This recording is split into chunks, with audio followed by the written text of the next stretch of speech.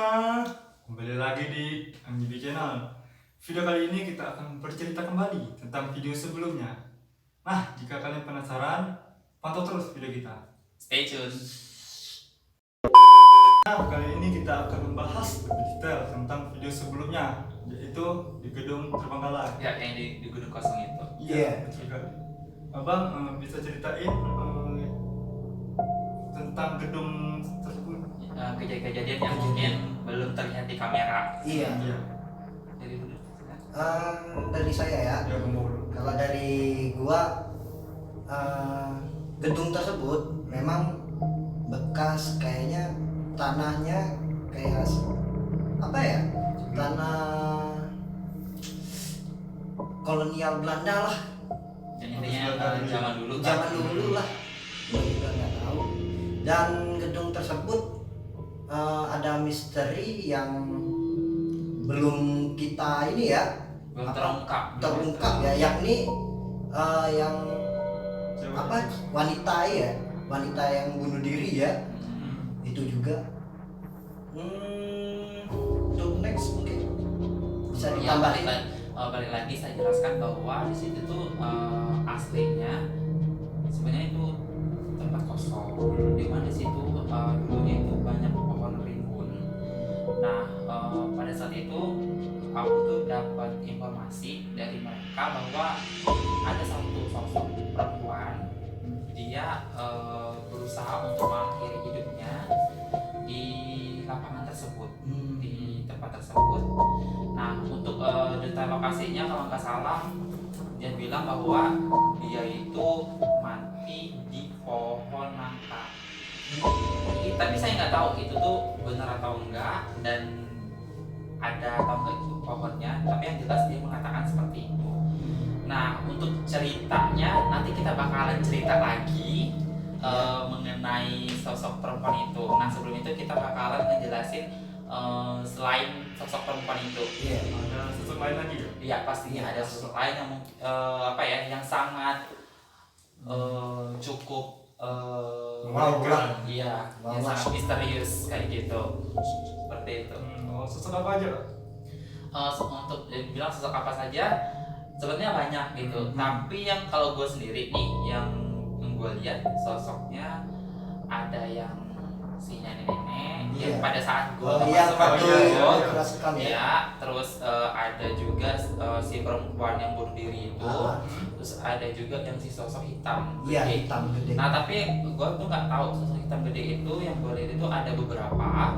Cuma gue nggak tahu apakah itu hanya sebagai bayangannya saja atau mungkin memang banyak. Jadi saya nggak tahu itu satu atau lebih dari satu. Kayak gitu. Kalau menurut kamu gimana? Ya, menurut gua sih memang kalau pandangan gua sendiri ya, itu sosok hitam tersebut memang satu. Tapi yang selebihnya gua nggak tahu ada berapa ya. Soalnya gua merasakan memang ada satu. Nah, waktu kita syuting itu berasa dua ya. Iya. Sosok hitam tersebut ada dua gitu. Jadi gua merasa bingung loh. Bingung yang aslinya mana gitu kan. Nah, menurut pernah sosok hitam itu penguasanya apa atau bukan sih? Kalau dibilang penguasanya sebenarnya saya belum pernah melihat penguasanya, dalam artian sebenarnya di situ tuh dibilang penguasa enggak. Cuma di situ dalam artian kalau misalnya dalam suatu perusahaan itu ada yang dinamakan bos, ada yang dinamakan manajer dan lain sebagainya. Nah, di situ tuh mereka menerapkan hal itu. Mungkin mereka menerapkan hal itu tuh karena berselisih waktu. Iya. Mungkin ada yang udah lama, ada yang baru datang kayak gitu kan. Jadi untuk dibilang penguasa sebenarnya itu semuanya sama saja. Cuma mungkin ada yang lebih tua, lebih senior daripada yang lainnya seperti itu. Nah, untuk mengenai seniornya, kalau yang gua perhatiin memang ada dua sosoknya. Yang pertama itu memang yang si hitam itu, tapi saya nggak tahu hitamnya si sosok hitam itu yang mana, karena memang ada beberapa gitu kan. Terus yang kedua si perempuan, untuk fisiknya tuh seperti kayak apa ya, kayak ibu-ibu, badannya gede dan dia wajahnya cukup apa ya, Mengerikan. kayak gitu. Tersebut enggak buta matanya atau gimana? Fisiknya Fisiknya. tadi kan sudah gue jelasin bahwa fisiknya tadi itu gede, terus rambutnya panjang dan gitu, dan memang apa ya, dia tuh kayak terlihat sangat menguasai gitu. Ibaratnya kalau kita di dunia ini kayak ada ibu-ibu kos gitu, jadi kayak selalu memantau anak-anaknya kayak gitu sih. Memantau anak kosnya. Iya, seperti itu. Jadi dia itu selalu apa ya, memantau sosok-sosok yang ada di situ, khususnya untuk juniornya kayak gitu sih. Iya, tapi waktu kita survei ya, waktu kami survei itu survei pertama sampai survei kedua ya waktu itu ya, Iya. itu serasa kami tuh masuk labirin loh. Iya, Muter-muter situ aja. muter-muter di situ-situ aja, nggak tahu mana yang mana Jalan keluar, jalan Ah, masuknya gitu kan. Nah sebenarnya gue jelasin kembali, sebenarnya itu tuh nggak ada sangkut paut sama mereka gitu. Jadi memang di situ kondisinya juga malam, jadi otomatis rasa apa ya, kayak sistem pikiran kita itu otomatis berpengaruh dengan kondisi, dalam artian halu lah. ya bisa dibilang halusinasi gitu.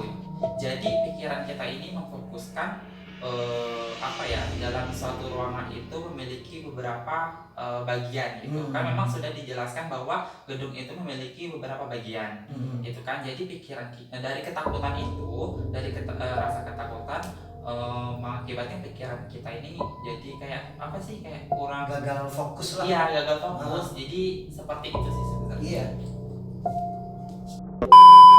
Di belakang gedung itu kan masih ada gedung lain. Iya. Itu gimana? Kalau menurut gua pribadi memang di belakang kan kita sudah lihat juga kan, Iya. memang ada bangunan yang mungkin nggak terlalu gede dari depan. Cuma yang gua lihat memang di situ ada beberapa sosok yang memang berasal dari situ gitu. Dalam artian dia itu asalnya dari situ, Dari situ terus juga. dia tuh mungkin main atau apa sehingga dia berada di gedung Gedung yang, tersebut. yang kita Yang kita pada waktu itu. Ah. Nah seperti itu sih. Sosoknya bisa dijelasin nggak? Sosoknya yang itu tadi sih, memang ada beberapa sosok. Terus kalau untuk yang datang memang asli datang dari situ, yang sosok hitam itu tadi sih, sama yang yang apa kayak ibu kos itu, Iya. yang gede gitu sih. Kalau menurut kamu gimana?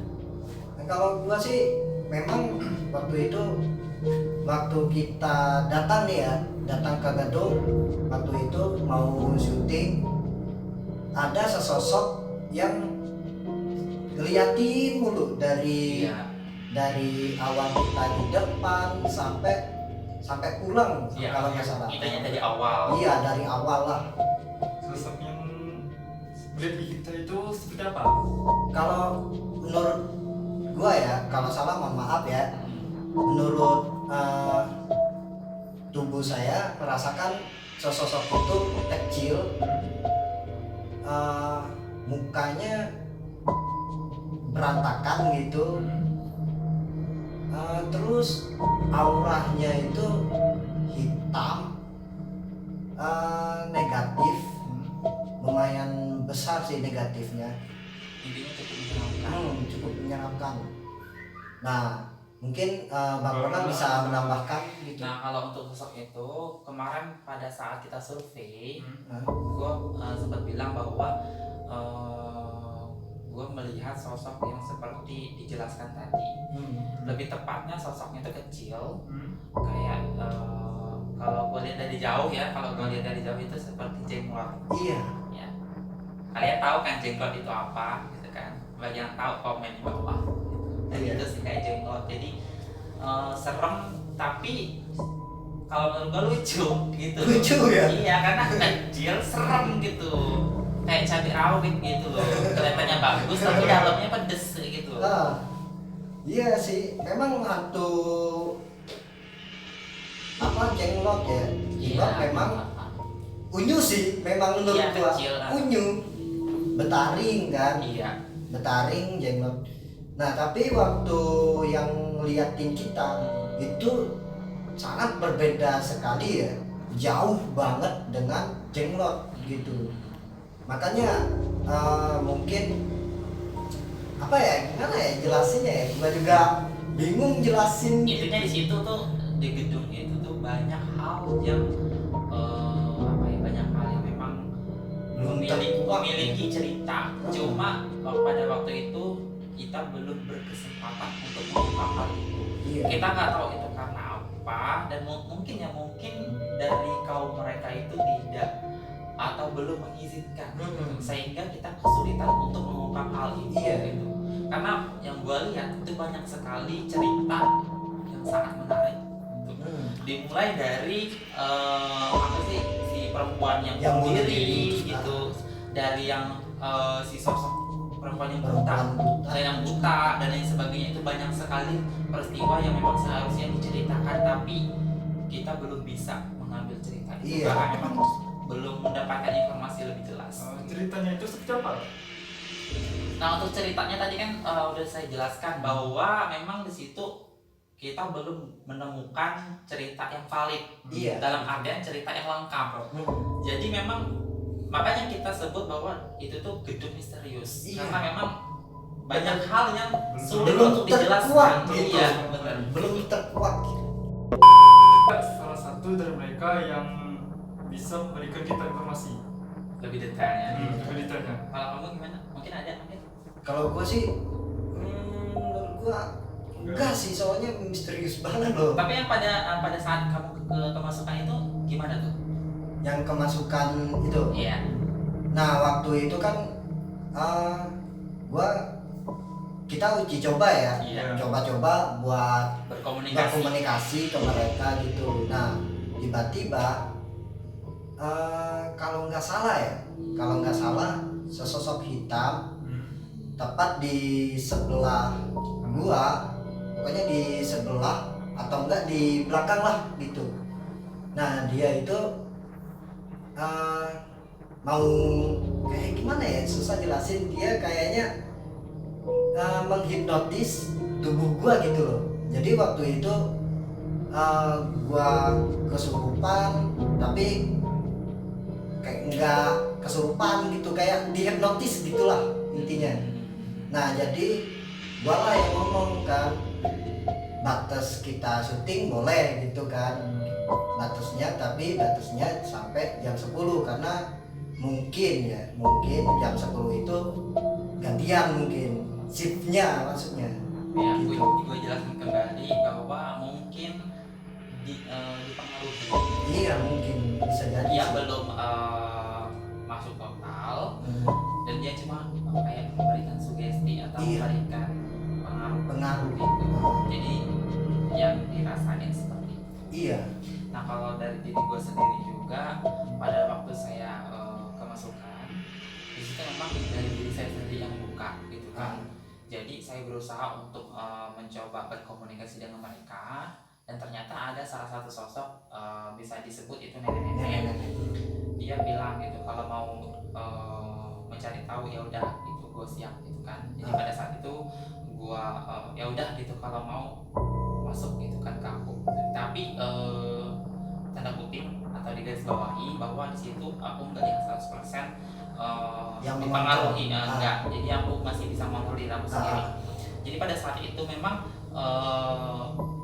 agak kesulitan sih ngobrol gitu, karena memang kondisinya juga dia nenek-nenek. Iya. Jadi ya gimana sih kalau kita ngomong sama nenek-nenek itu kayak rada nyambung dan rada enggak gitu. Iya. Jadi itu sih kesulitannya seperti itu. Tapi kalau untuk pertanyaan tadi, sosok yang mungkin bisa diceritakan itu mungkin yang si Nenek-nenek ya. apa sih, nenek-nenek yang kalau nenek-nenek sih, Yang cewek gantung diri. kalau yang perempuan yang gantung diri, gue takut salah sih ngomongnya. Cuma apa ya, dari pikiran gue sendiri itu kan, kemarin juga gue dapat informasi dari dia bahwa dia itu salah satu anak yang dibilang apa ya, kayak ABK gitu, kayak berkebutuhan Berkebutuhan khusus khusus. gitu kan. Jadi dia itu termasuk apa ya, golongan atau orang yang tertindas, dalam artian sering dibully, sering dicaci maki seperti itu, termasuk keluarganya. Saya nggak tahu itu penyebabnya apa, tapi mungkin karena dia kekurangan. Iya. Nah, akhirnya sekitar umur 15 tahun dia pergi ke tempat tersebut, tapi gua nggak tahu itu gedungnya udah ada atau belum. Dan pada saat itu dia mengatakan bahwa dia mencoba untuk mengakhiri hidupnya. Gitu. Tapi yang gua menjadi pertanyaan besar, dia itu mati bukan karena dari diri dia sendiri. Memang dia punya niat untuk mengakhiri hidupnya. Cuma yang gua tahu dari dia itu mati karena ada salah satu, mungkin dia ngerasa ada sesuatu, Ada bisikan, ada bisikan atau ada dorongan buat mengakhiri hidupnya lebih dalam gitu. Jadi dia mencoba bunuh diri, cuma bunuh dirinya itu kayak nggak gantung diri. Iya, loncat gitu ya. Iya, loncat. Yang gua dapat gambarannya itu dia loncat, cuma pada saat loncat dia tuh hilang, hilang tanpa jejak, tanpa mana, seperti itu. Jadi kayak seseorang yang mencoba bunuh diri tapi hilang gitu. Iya. Seperti itu sih. Kalau bunuh dirinya itu masuk sumur atau enggak? Kenapa? Ya itu bunuh dirinya masuk ke sumur atau enggak? Masuk sumur. Ke sumur. Gua kalau kebetulan situ juga kan ada sumur.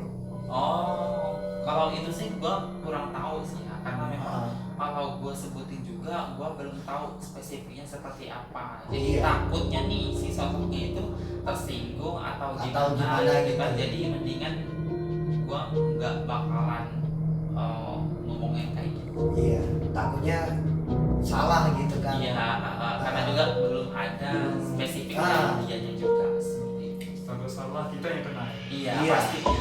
Nah, waktu sosok perempuan itu yang lu ceritain yang loncat terus hilang, itu memang waktu kami survei memang kayak gitu kejadiannya. Iya. Dan gua juga waktu kita naik ke lantai 2 ya waktu itu ya kejadiannya, ke lantai 2. Nah, gua langsung memori dia itu langsung masuk ke pikiran gua gitu. Iya, makanya terbawa emosi iya, gitu kan. makanya waktu gua sama si Ronald tiba-tiba sedih gitu ya. Iya.